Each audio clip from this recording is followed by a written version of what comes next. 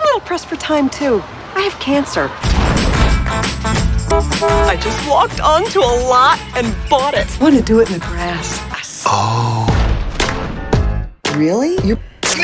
Go! Mom, get out! A woman likes a little tenderness. Okay, these are fake.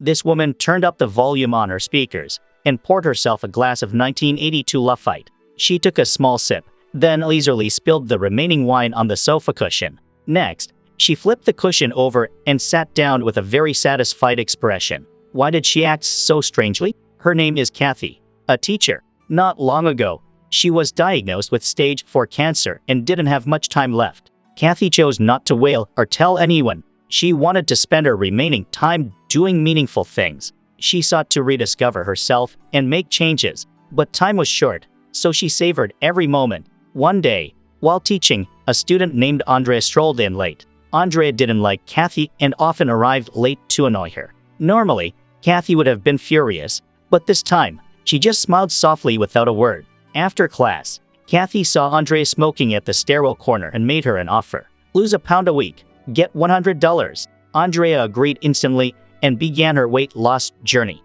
Kathy aimed to change Andrea for the better. She started doing things she'd never dared before, like buying her brother a house and indulging in onions, which her husband hated. Now, she was determined to eat them daily until she got sick of them.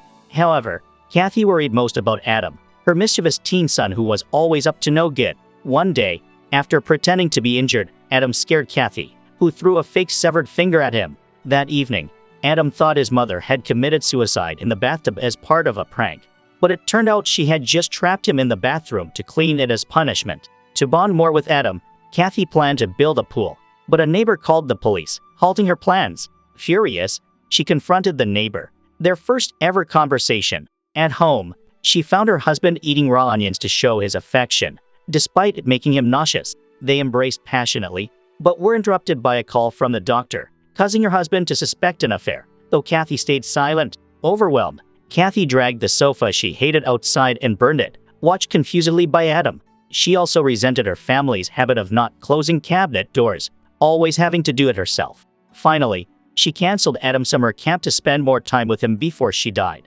Adam didn't understand and yelled at her, leaving Kathy feeling helpless but determined to make their last summer together joyful. She cheerfully bought a paintball gun, ignoring Adam's preference to be with friends. Indeed, this mischievous little boy secretly ran away. By the time Kathy found out, the school bus had already left. Kathy drove after it. Along the way, she ran into Andrea and let her drive while she herself took an air gun, climbed onto the car roof through the window, and shot at the school bus continuously. Eventually, the school bus was forced to stop due to the damage. Kathy boarded the bus and went straight to her son, ignoring his protests, and ordered him to get off and come home. Finally, Andrea got on the bus with the air gun.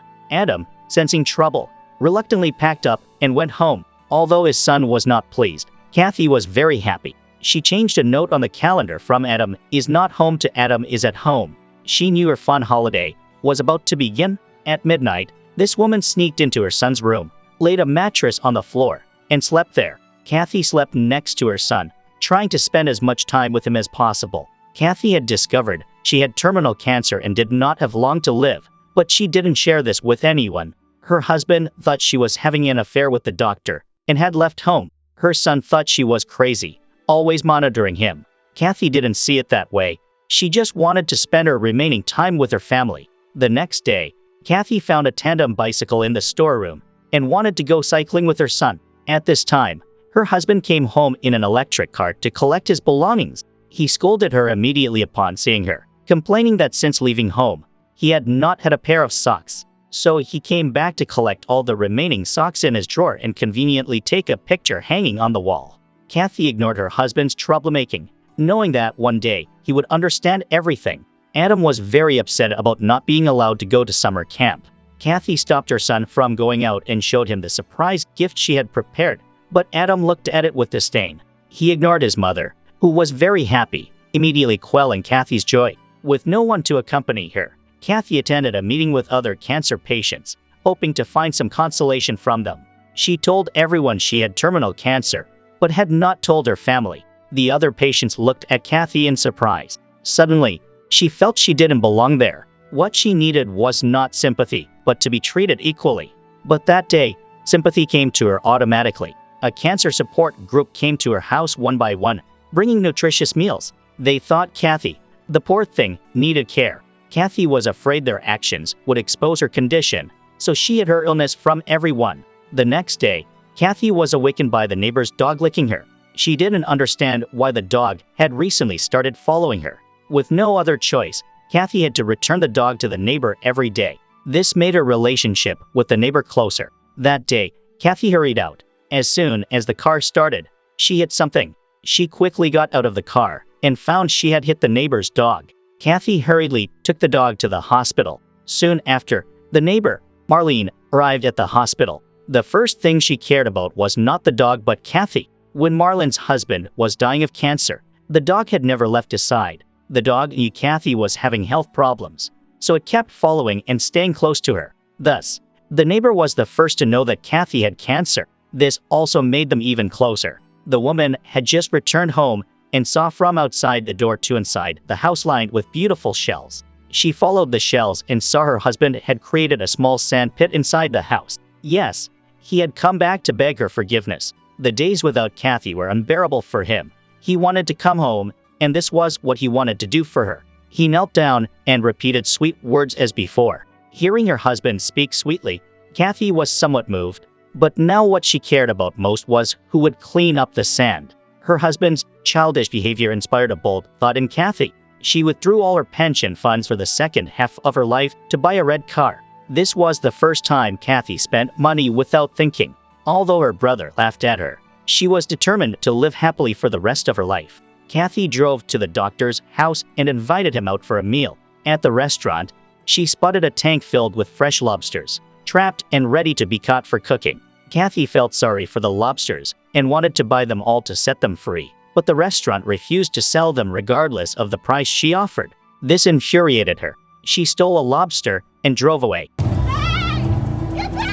Then, pretending to be lovers, Kathy and the doctor visited villas with swimming pools. She released the lobster into a pool and jumped in herself. Under the sunlight, the shadows of Kathy and the lobster looked similar. At that moment, they were both free. Meanwhile, Kathy's mischievous son, Adam, was caught shoplifting at a supermarket and taken home by the police. Marlene, pretending to be Adam's grandmother, sent the police away, not wanting Kathy to worry. She suggested that Adam clean the garden and paid him so he could buy what he liked. Initially, Adam refused, but Marlene threatened to hand him over to the police if he didn't comply. The older the ginger, the spicier it is. The older the person, the wiser they become. After a crazy day, Kathy parked her supercar outside her house and left a message for Adam's 18th birthday, but then changed the number to 30. She left the car as a birthday gift, wishing she could be with her son until he turned 30, but time did not allow it.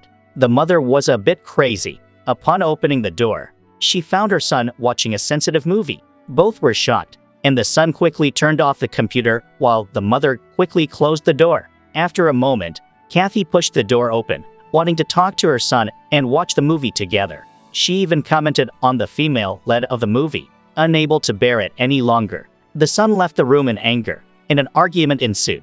Kathy had no bad intentions. She just wanted to be closer to her son during the brief time of her life and guide him back on the right path. To make peace, Kathy found her son and gave him a box of condoms. She knew he was old enough to make decisions about his life. There were many things she could not decide. Kathy advised her son that caring and genuine love were more important than sexual relations. To win a girl's heart, he must respect her. Despite his objections, they ended the conversation on a happy note. However, Adam was unaware that such conversations would soon become rare as Kathy's cancer had metastasized. Doctors found a tumor on her hip, and she had to undergo surgery quickly. After the surgery, Kathy waited, but Marlene did not come to pick her up. Meanwhile, Marlene, who had Alzheimer's, was at home, ignoring the constantly ringing phone. Poor Kathy went through the dangerous surgery without her husband and son knowing. Even changing medications required Marlene's help. Kathy didn't blame her husband and son, as this was the path she had chosen. In her final days, Kathy decided to visit her father with her brother. They had not seen each other for a long time.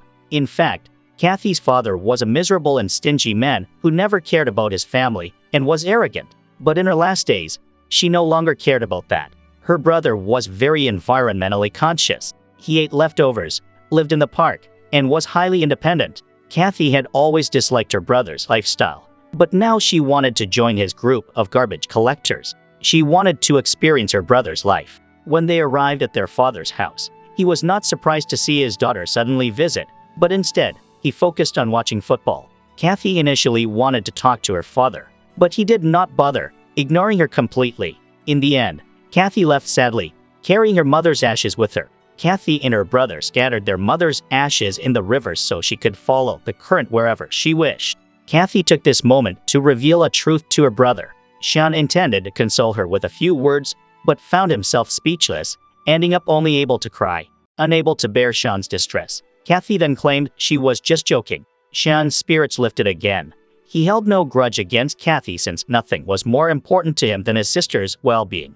For Kathy, nothing was more important than her loved one's happiness, even if it meant she bore everything alone. A woman in the final stages of cancer and an elderly lady with Alzheimer's shared a wedding cake. Today was Kathy's 44th birthday. She bought a cake to share with Marlene. When Marlene asked if Kathy wanted to celebrate more than just with cake, Kathy shook her head. "I don't know. This might be my last birthday." Kathy admired Marlene for living such a long life, something she knew she couldn't do. Kathy returned home feeling sad. Surprisingly, her husband had prepared a surprise. He had organized a birthday party, inviting many people. Reuniting with a close friend made Kathy feel as though she was back in her 20s, back in school days, chatting and singing karaoke joyfully. It was probably the happiest days since Kathy got married. She used the alcohol to speak her heart out, thanking Paul for arranging the party. It had been a long time since she had felt this happy as a wife and mother. Kathy dearly missed her carefree college days. Now, she wished that from now on, every day could be as joyful as those times. After her speech, everyone applauded, but Paul stood aside, looking unhappy. After the party, as Kathy saw the guests out, she noticed Paul, drunk at the door, and knew trouble was brewing. Paul reproached Kathy for not confiding in him earlier and blamed her for kicking him out of the house. He then declared that the house and everything in it were his, not hers. Faced with her husband's unreasonable anger, Kathy was speechless. The next day, she devotedly taught Adam how to drive, wanting to teach him as much as possible before her time was up. Paul drove by, mockingly teasing her. Adam, caught in the middle, didn't want to hear the argument and stormed out. Paul told Kathy he had just been promoted after 20 years to team leader. The words felt like a stab to her heart. Kathy applied to be a part of a clinical trial at the hospital, eager for some good news. However, the doctor soon informed her that the trial only accepted early-stage patients, and Kathy, being in the final stage, could not be saved. After the call, she wiped her tears and took a deep breath, questioning why life had to be so hard. In immense pain, she called a colleague. They talked behind the house and ended up embracing. Just then, Paul came home to get a tie and saw Kathy in another man's arms, believing he had been betrayed. Back at the company party, Paul drowned his sorrows in alcohol until he was thoroughly drunk. Meanwhile, Adam, having faced some trouble at a party, tried to call Kathy 11 times without response. He then called Paul, but due to his drunkenness, Paul was unable to come. Out of options, Adam decided to drive himself home but crashed into a tree due to his lack of driving skills. Kathy finally saw the missed calls and rushed to the hospital to see her son.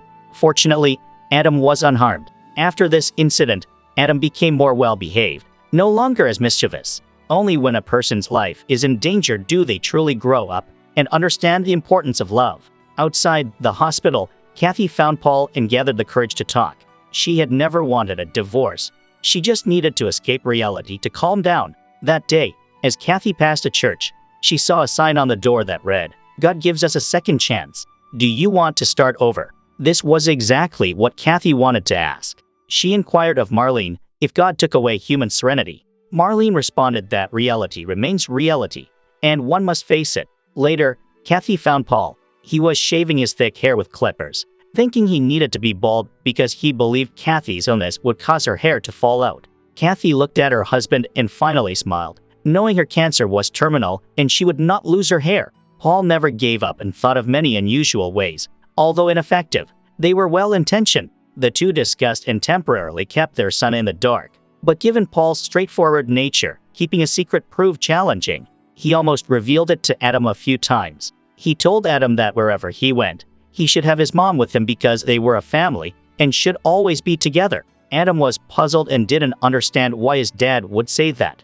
Paul used a silly excuse to cover up the truth. Frustrated, Adam stormed out of the car. To better understand Kathy, Paul decided to seek advice from a colleague who had also experienced this. But the colleague was too busy to talk. However, Paul followed her until she agreed to share with him. She explained that feeling helpless as the person you love most in the world leaves is the worst thing she had ever experienced. It was then that Paul truly understood his colleague's pain of watching loved ones die without being able to do anything. After being kicked out of the car by his dad, Adam caught a bus home. While waiting for the bus, he struck up a conversation with a girl who mentioned that her family was not close and had not noticed her tattoo for 6 months. She then drew a tattoo on Adam's arm to see how long it would take his family to notice. At night, as Kathy was about to turn off the lights, she saw Marlene looking for something in the garden. It turned out Marlene was looking for her wallet. Kathy quickly stopped her and told her the wallet was inside. Marlene smiled and thanked Kathy. Later, she asked Kathy who she was, indicating Marlene's condition had flared up again. Kathy said nothing, just gently led Marlene inside. When Marlene woke up, Kathy was still by her side. She asked Marlene why she hadn't told anyone. Marlene nonchalantly said that at this point, there was nothing more she could do. After hearing his colleague's story, Paul finally understood why Kathy had kept her illness a secret. She didn't want her family to feel the pain of being unable to help.